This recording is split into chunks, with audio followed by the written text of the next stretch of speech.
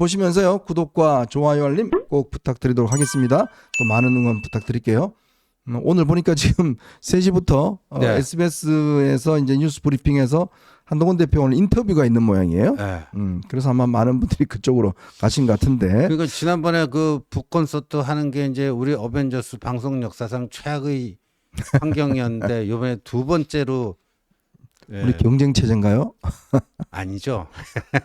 하여튼 그거 많이 보십시오. 네. 가서 좋아요도 많이 누르시고 네. 댓글도 좀 달아주시고요. 하여튼 끝나면 빨리 들어오세요. 네. 끝나신 분들을 뭐 미리 좋아요 눌러놓고 가신 분도 계신데 어쨌건 끝나고 나시면 빨리빨리 복귀하시기 바랍니다. 복귀 늦게 하시면 제 이름 적어놓겠습니다. 자, 오늘 아침에 헌법재판소가 탄핵 일정에 대해서 전격적으로 발표를 했습니다. 지금 최재해, 그 다음에 이제 검사 3명, 이게 접수된 지가 한 98일 정도 됩니다. 100일 가까이 되는 네. 건데요. 이거를 13일 오전 10시에 선고한다. 뭐 이런 발표를 했는데 뭐 다 기각 아니겠습니까? 저 다 기각이죠. 근데 저것도 너무 늦었어요. 이게 저는 이제 헌재 일 처리가 좀 도대체 수긍이 안 가는데 특히나 뭐 최재해 감사원장 뭐 이런 거는요 건 자체가 안 되잖아요. 네. 건 자체가 안 되고 그냥 이재명 그 민주당이 탄핵 중독돼서 중독증 탄핵 중독증 환자의 거의 그냥 발광 같은 행위였는데 네. 저걸 뭐 98일이면 석 달이 지났잖아요. 석 달 지나도록 이 감사원이요. 대통령 소속이기는 하지만 업무상 독립성이 있는 굉장히 중요한 국가기관입니다. 근데 거기에 수장이 지금 석 달이 넘도록 지금 직무정지 상태에 있다. 근데 헌재가 저거 하나 처리하는데 뭐 이렇게 시간이 걸립니까? 미리미리 다 밀린 숙제 다 내보내고 나서 그 했었어야 되는데 만시지탄입니다. 근데 이 두 건의 탄핵 심판이 주목되는 이유가요. 바로 이 탄핵 심판이 윤석열 대통령이 계엄을 선포해야 되겠다라고 직접적으로 어쩌면 결심하게 되는 네. 결정적 계기였습니다. 이게 언제 통과됐냐면 12월 5일 날 통과됐습니다. 이게 아마 작년 이제 그 뭐죠? 계엄이 12월 3일이지 않습니까? 네. 그래서 원래 12월 4일 날 이제 통과되기로 돼 있었는데 네. 그래서 의원들이 전부 다 이제 그 4일 날 비상 대기에 있었습니다. 맞아요. 비상 대기에 있었는데 그러다가 이제 윤 대통령이 이 그 처음에 이제 탄핵 소추에 올라가면서 어떻게 특히 이 3명의 이 검사들 같은 경우는 네. 김건희 여사 도이치모터스 관련된 사건에 대해서 무혐의 처리했잖아요.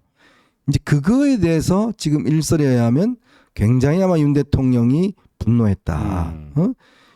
그러면서 이제 계엄을 이제 김건희 여사 특검법이나 김건희 여사 관련된 어떤 동기가 꽤 컸다라는 쪽에 지적하는 측면에서는 이 3명 검사에 대한 어떤 이 탄핵 심판이 아주 트리거가 됐다. 그리고 또 하나 이 감사원에 대한 원장에 대한 탄핵 이것도 유례가 찾아볼 수 없는 건데 그래서 이제 이거를 결국 이 두 건의 어떤 탄핵안이 윤 대통령이 계엄령을 발동하게 되는 아주 결정적 계기가 됐고 그러면서 계엄이 발동되면서 연기가 됐다가 12월 5일 날 다시 통과가 되는 거죠. 그렇죠. 그런데 저는 이제 이거를 어떻게 읽혀지냐 하면요.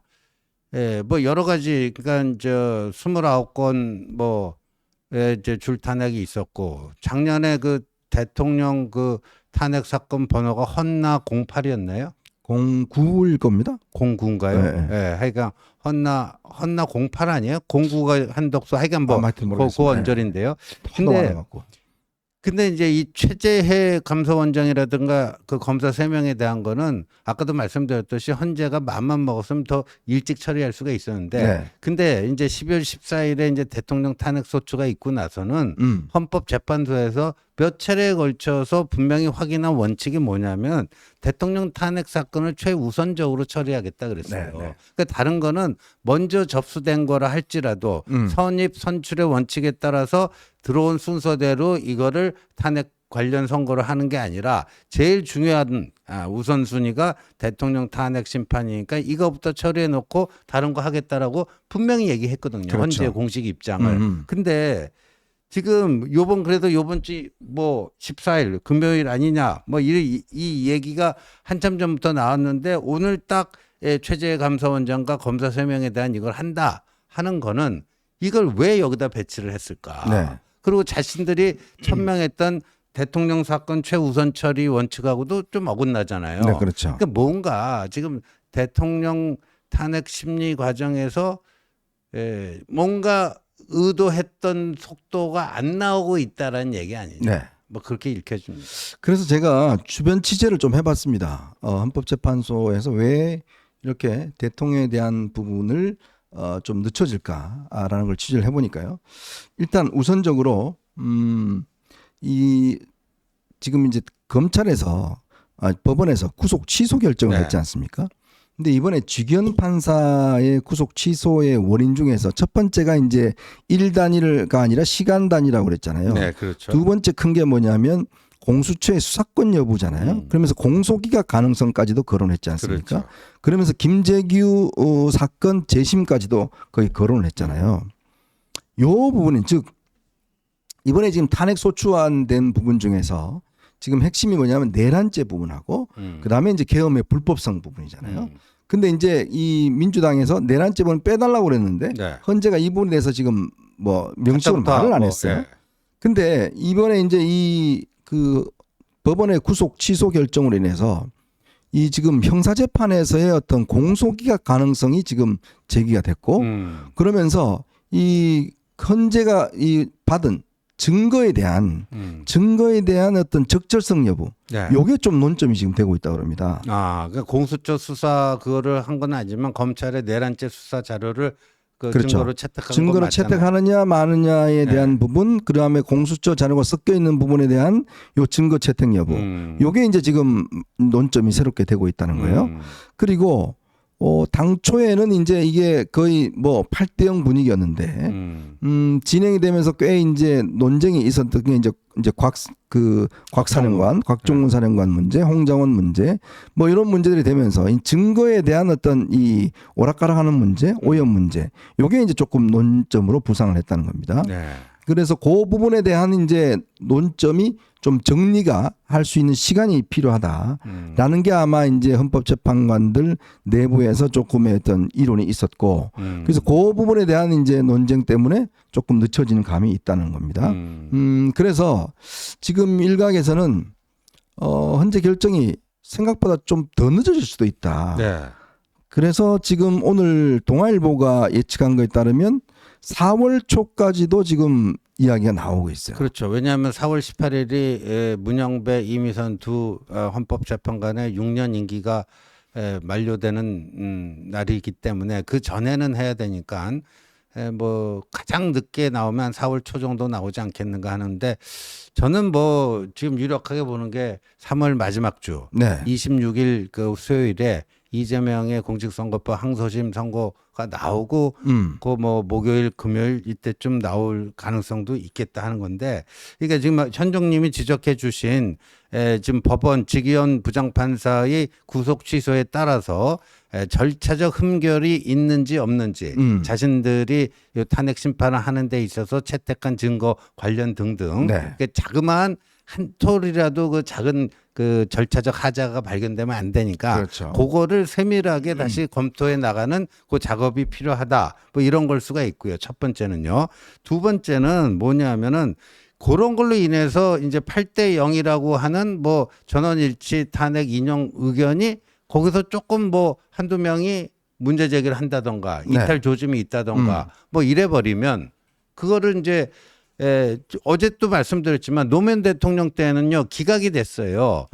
기각 5 각하 1 네. 그다음에 인용 3 해갖고 그 6대 3으로 이제 이게 기각이 된 거 아닙니까? 그렇죠. 기각이 될 때는 뭐 6대 3으로 갈리고 뭐 해도 상관없습니다. 근데 인용이 될 경우에는 이제 조기 대선이 이루어지고 정권 교체가 이루어지고 뭐 하다 보니까 그때는 가급적이면 이제 전원일치를 만들기 위한 그 평이 네. 이 과정이 쭉 있지 않겠습니까? 그러니까 민주당 측에서는 이제 대통령이 구속 취소되고 뭐 이러니까 굉장히 시급해갖고 뭐 이러다가 탄핵도 날아가는 거 아니야? 뭐 이렇게 생각하는 그 경향이 강한 것 같은데 오히려 저는 그 과거의 사례를 보면은 기각이었다면 뭐 이렇게 굳이 늦출 필요가 없죠. 네네.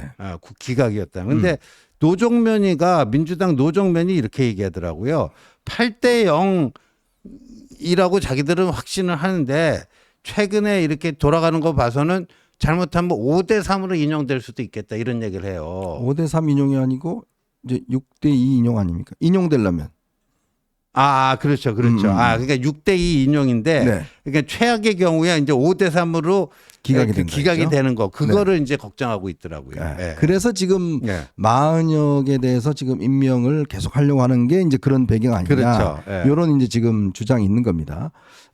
그렇기 때문에 아마 이제 하겠지만 어쨌건 뭐 우리 입장에서 보면 늦춰지는 거는 이재명에게 지금 굉장히 불리한 그렇죠. 그런 상황이. 왜냐하면 이재명은 날짜를 받아놨잖아요. 네.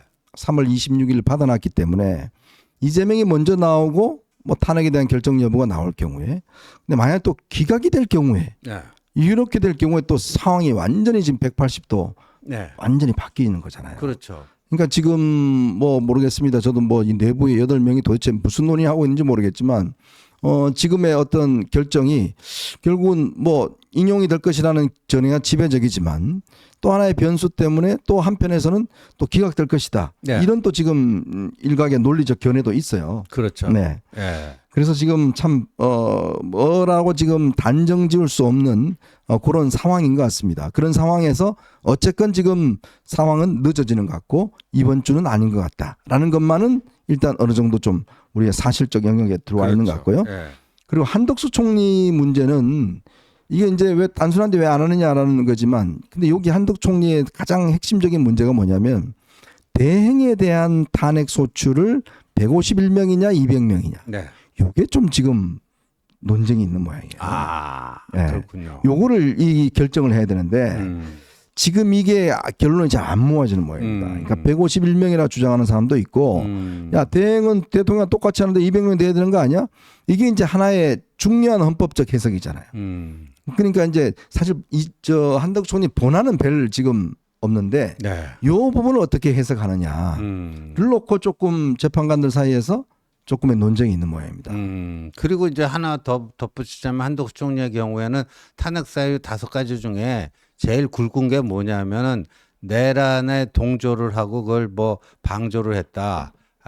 그거 아닙니까? 네. 근데 그거에 대해서 기다 아니다를 뭐 이제 그 한덕수 총리의 경우 다 이제 기각될 거라고 보잖아요. 그렇죠. 기다 아니다를 적을 건데 그걸 적다 보면은 윤석열 대통령 그 내란 네. 혐의 거기에 대한 일정한 심증을 그 한덕수 총리 기각 결정문에 표현할 수밖에 없지 않느냐. 네. 뭐 그것도 뭐 그래서 뭐 동시 선고 같은 날 참 선고 뭐 이런 얘기가 나오는 이유 같습니다. 이게 이제 참 이 형사재판과 이 헌법재판이 동시에 처음으로 진행되다 보니까 이런 문제가 생기는 것 같아요. 지금 법에 의하면 내란죄나 이런 것 같은 경우는 예를 들어서 형사재판이 끝나고 난 다음에 이제 하도록 네. 그렇게 돼 있는데 지금 이거는 동시 패션으로 진행이 되잖아요. 그러니까 이제 만약 이쪽의 문제가 만약에 절차적 문제로 문제가 되어버리고 공소기각이나 문제가 되어버리면 이쪽에서 내란죄 부분을 인정하려면 당시에 박근혜 전 대통령 때는 이 당시에 변론 횟수가 17번이나 됐어요. 꽤 많았습니다. 네, 그때는 사실상 헌법재판이 형사재판처럼 증인들을 다 불러내서 증명을 했거든요. 맞아요. 근데 이번에는 처음에 이게 증인 숫자를 확 줄여버렸잖아요. 네. 근데 지금 와서 보니까 헌법재판소가 보니까 이거 사실관계에 대한 증명이 더 필요하다. 그러면 변론 제기해보자. 더 이제 예를 들어서 사령관들 말고 밑에 있는 사람들 다 불러내서 더 들어봐야 된다. 요런 또 일각의 주장이 있다는 거예요. 그러니까 왜 홍장원하고 그다음에 이제 곽종군하고 진술을 왔다 갔다 해버리고 나머지 이제 저 수방사령관 이런 사람들은 또 진술을 번복해 버렸잖아요. 그러니까 그러면 밑에 있는 그 사령관들은 아니잖아요. 네. 근데 그게 한 명이 이제 수방사 대장인가요? 그 양반은 명시적으로 증언을 했지 않습니까? 네, 맞습니다. 그러면 그런 증언들이 더 필요하다는 거죠, 이제. 그러면 그러려면 더 많은 증인들을 불러내서 더 해봐야 된다. 이런 주장도 있답니다. 그럼 그거는 뭐 변론 재개로 가야 되는 건데 지금 뭐 국민의힘 내에서도요 변론 재개를 할지 말지 두고요 그 의원 단체방에서 뭐 감론을박이 있었는데 변론 재개를 지금 대통령 변호인단도 확실하게 입장을 못 정하고 있어요. 근데 변론 재개를 하게 되면 마은혁이 또 끼어들 수가 있다. 그렇지 말입니다. 그 딜레마라는 거죠. 변론 재개라면 마은혁이 이 판에 또 끼어들 수가 있어갖고 오히려 더 불리해지는 거 아니냐 이런 건데 여하튼 하여간 그 사실관계 확정이 되어야지만 네. 사실관계 확정이 되어야지만 그걸 가지고 이 뭐 시나리오별 이 결정문을 쓸 수가 있는데 네. 그게 지금 사실관계가 확정이 안 됐다라는 거는 뭐 예를 들어서 무슨 그 비상계엄 뭐 포고령에 대한 어떤 판단이 안 돼 있다라는 게 아니고 아까도 얘기했듯이 적법 절차와 뭐 이거에 따라서 이 취할 수 있는 증거와 아닌 거 그런 거 구별하다 보면 어떤 거는 이거를 갖고 와서 이제 결정문의 하나의 근거로서 쓸지 말지 네. 그게 이제 사실관계 확정의 문제 아닌가 싶어요. 네, 맞습니다. 판단은 그러니까 뭐 예를 들어서 이 그 체포 지시, 그다음에 국회의원 뭐 끌어내라, 뭐 그다음 그 표결 방해, 뭐 이런 거는 다 있다라고 생각하더라도 구체적인 그 어떤 사실관계를 증거로서 이쪽으로 쓸지 말지, 그게 최근에 이제 직위원 판사의 그 판결로 인해서 좀 새롭게 그거를 재구성을 해야 되는 네. 뭐 이런 상황일 수도 있다고 봅니다. 자, 이제 이러다 보니까 민주당이 지금 굉장히 급해진 모양입니다. 오늘 민주당 의원 3명이 시원하게 또 머리를 깎으셨습니다. 시원하게요. 시원하게. 뭐 더워지니까 머리를 깎으셨는지 모르겠지만 저는 저 의원분들 이름 처음 들어봤어요. 박홍배, 김문수인데 원래 2명 하려고 그러다가 전인주석 1명 끼워 넣어서 조그맣게 넣은 것 같은데 글쎄 뭐 머리 아주 시원하게 오늘 또 3분이 깎으셨습니다. 내일 또 몇 분이 또 깎겠죠. 저러면 요즘 또 단식도 하고 있고 그러니까 이게 지금 요즘 민주당 의원들 정말 힘듭니다. 오전, 오후, 심야로 지금 3번이나 의원총회를 해요. 그 똑같은 이야기 그냥 반복합니다. 그냥 자기들끼리 모여서 텔레토비처럼 매일 모여서 자기들끼리 발언하고 자기들끼리 뭐 하고 저렇게 하는 것 같은데. 그래서 민주당이 지금 꽤 뭐랄까 이 상황에 대한 어떤 이 긴장감들이 좀 조성되는 것 같습니다. 아무래도 요즘 뭐 거리에 나오는 분들도 적고 하니까 이재명 입장에서는 소위 이제 똥줄이 탄 거죠. 네. 예. 이재명도 깎나요? 이재명을 깎으면 아마 재밌을 것 같은데. 글쎄 이재명은 단식도 몰래 하잖아요. 그러니까요. 단식도 뭐 보십시오. 단식 그 박수영 의원이 5일하고 완전 저 그냥 바로 가버렸잖아요. 네. 근데 24일인가 5일이 했지 않습니까? 맞아요. 그 사람으로 할 수 없는 거예요. 인간이 그렇게 못해요. 근데 그걸 어떻게 하겠어요? 예? 뻔한 거 아닙니까 그거? 참 인간이 25일 동안 지금 그러면 저 이재명 대표 유리관 안에 들어가서 한번 25일 동안 해보라 그래요. 죽어도 못할 겁니다. 옛날에 참 제가 재밌는 이야기 하나 해드리면 옛날에 홍준표 대표 시절에 그 이제 그때 무슨 투쟁을 한다고 네. 뭐 이제 막 뭐 이제 다들 뭐 머리 깎자 뭐 했어요. 그래서 여자 의원들이 네. 그 이제 홍준표 대표한테 찾아가서 아이 대표님 그 머리라도 좀 깎으시고 좀 투쟁해야 되는 거 아닙니까? 그러니까 니나 깎아라. 나는 안 깎는다. 니나 깎아라. 그래서 그랬다는 이야기가 있습니다. 참. 한번 밀면 뭐 머리카락도 좀 굵어지고 그런다니까요. 그건 뭐 지원이면 깎아 보시죠. 머리 깎는 거 그거요. 뭐 그 어제 저 이 헌재 앞에서 뭐 젊은이들이 많이 머리 깎고 그러던데 글쎄 이제 좀 모르겠습니다. 그런 것들이 좀 이제 옛날 뭐 방식인 것 같아요. 이제 별로 그렇게 뭐 많은 분들이 뭐 머리 깎는다고 해서 결연한 의지를 뭐 하는 것도 아닌 것 같고 그리고 지금 헌재 결정을 앞두고 꽤 이제 분위기가 좀 이렇게 막 너무 좀 이렇게 격앙돼 있다 보니까 좀 쿨다운할 필요가 있는 것 같습니다. 그래서 오늘 그 동아일보 그 보면 기사가 하나 실렸는데 여야 원로들이 지금 여야에서 뭐 국회의장을 했다든가 뭐 당 대표를 지냈다든가 또 뭐 국무총리를 지냈다든가 이런 분들이 여야 국민의힘과 더불어민주당에 어떤 탄핵 심판 결과가 나오든 승복한다고 동시에 선언해라. 동시에. 이건 정말 해야 되는 거야. 오늘 이영훈 그 여의도 순복음교회 담임 목사님도 저 얘기 하신 거 아니에요. 정말 저거 해야 돼요. 우리 대통령께서도 하셔야 됩니다. 저거는. 네. 뭐 하여튼 이거는 우리 사회가 어쨌든 헌재가 잘못하든 어쨌든 간에 우리가 만들어 놓은 시스템입니다. 이거는 우리를 유지하고 있는 시스템인데 이거를 지금 안 하겠다라고 하면 그 다음부터는 뭐 방법이 없습니다. 그냥 네. 거리에 있는 것밖에 없으니까 결국은 이거를 우리가 어떻게 마음에 들지 않더라도 그렇죠. 악법이라도 어쨌거나 지켜야 되는 네. 또 그런 상황이지 않겠습니까? 그럼요. 그래야지만이 우리 사회가 그나마 유지될 수 있는 저는 그런 상황이다라는 생각이 들어서 이제 사회 원로들이 좀 더 이제 이야기를 하고 나서시는 것 같습니다. 그게 아마 주목되는 것 같습니다. 자, 저희는 이제 두 번째 이슈로 한번 자연스럽게 넘어가 보겠습니다. 여러분 보시면서요 구독과 좋아요 알림 꼭 부탁드리도록 하고 많은 응원 부탁드리겠습니다.